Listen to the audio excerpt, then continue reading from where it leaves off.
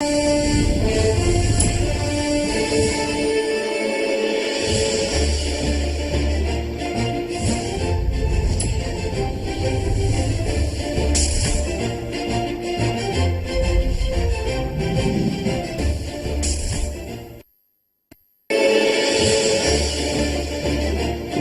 started on the Electoral Act as the National Assembly moves to clean up the Nigerian law ahead of the 2019 elections.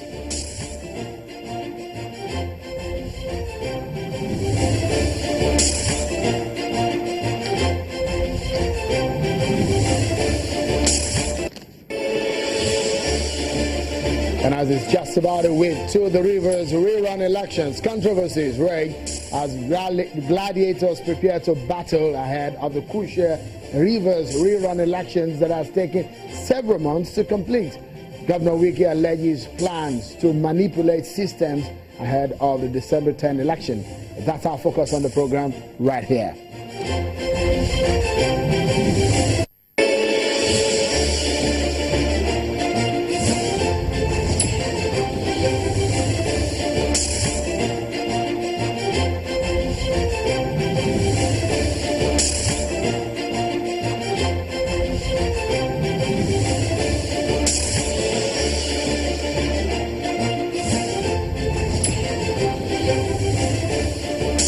Hello everyone and welcome to the program. This is Politics Today live on Channels Television. It's Friday edition of the program. So let's get together to look at some of your major political stories that we are following ahead of the weekend, which promises to be a very interesting one for everyone. So get on Facebook and be part of the show. You can watch us live and comment. That's the interesting part of Facebook Live. And all other platforms that we have for you right here on Channels Television, www.channelstv.com, m.channelstv.com if you are on the go.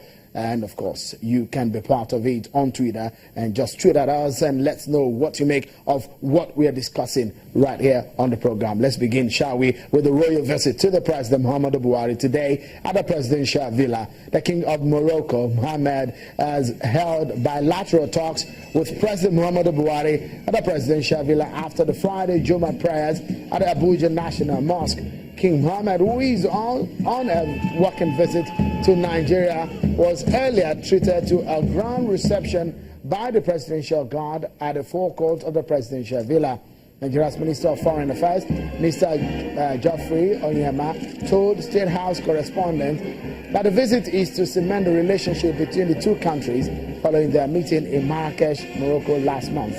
The agreement will be in respect of the gas pipeline that will traverse through Morocco to Europe, as well as how to make fertilizer available to Nigeria from Morocco at affordable rate.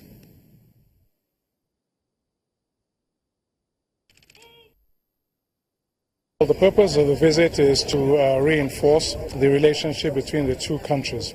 As you know, Mr. President was in Marrakesh to attend the conference of the parties on the Paris Agreement on climate change. And he met the King while he was there. And so this is almost a follow-up visit to that. But the visit is also to develop new areas of economic cooperation.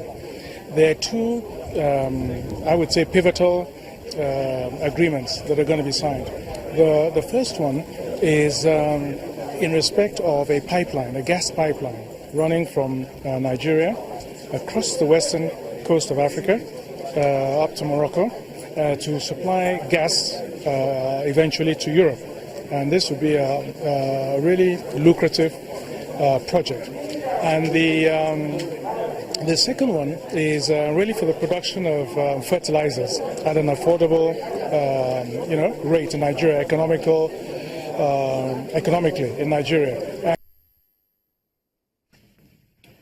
That's Nigerian Minister Geoffrey Onyema there. And now to the crucial legislative elections in Rivers State. The elections have been hanging for several months now, postponed at some point since the courts ordered a rerun, which was truncated by the spate of violence seen in the state, Rivers State, during the exercise.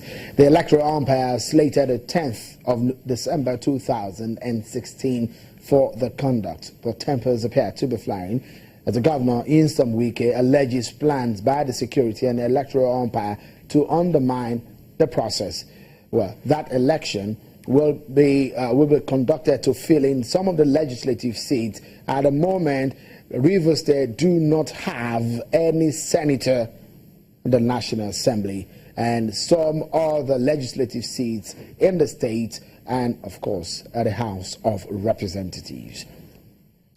But onto some post-election matters. This time around, well, we're still staying in the South-South zone. This time around in Edo State, the Edo State 2016 Governorship Election Tribunal sitting in Benin City, the state capital, has adjourned to December the 7th, 2016 to commence hearing on the separate applications by counsel to the petitioners, Pastor Osaige Izeyamu, and the People's Democratic Party, PDP, and that of the respondents, which includes the Independent National Electoral Commission, INEC, the All Progressives Congress, APC, and Mr. Godwin Obasaki. The tribunal, led by Justice A.T. Damasi, on Thursday ordered that the petitioner file their application and serve the respondents by Saturday, December the 3rd, while the respondents are also expected to respond by Monday, the 5th of December. And folks, now let's get down to the major story of the day. A lot of us are interested in Nigerian election, so we'll be talking about what is crucial to Nigerian election. After the 2015 general elections, several issues were raised on the deficiency of our electoral law. The laws were put to test as several results were challenged in the courts, but gray areas begin to emerge from our laws, such as the use of the card reader machines, the incident forms and its usage, and the veracity of the INEC guidelines were brought up during the Kogi governorship election.